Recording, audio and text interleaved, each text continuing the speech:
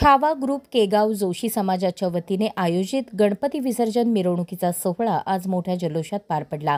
माजी उपमहापौर विष्णू निकंबे पैलवान यांच्या हस्ते सायंकाळी 6 वाजता गणपतीची महाआरती करून या मिरवणुकीस सुरुवात करण्यात आली।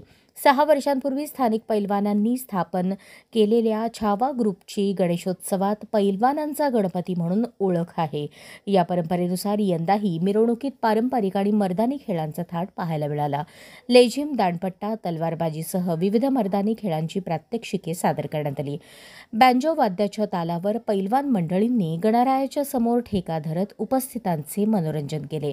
गावातून शांततेत आणि उत्साहात निघालेली ही मिरवणूक रात्री 9 वाजता समारोपास आली। या पैलवानांच्या गणपती विसर्जन मिरवणुकीत मोठ्या संख्येने सहभागी झालेल्या पैलवानांवर गुलालाची उधळण करण्यात आली।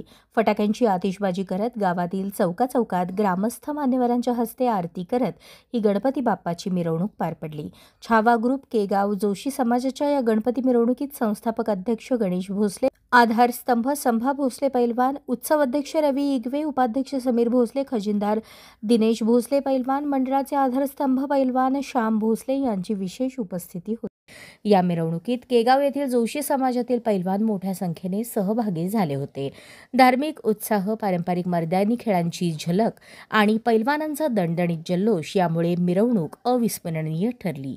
केगाव येथे जोशी समाजाच्या वतीनं पारंपरिक भव्य मिरवणूक केगाव येथे जोशी समाजाच्या वतीनं पारंपरिक लेझिम, ढाल, बँजो हा मर्दानी खेळ करून इथून मिरवणूक सुरुवात होणार आहे।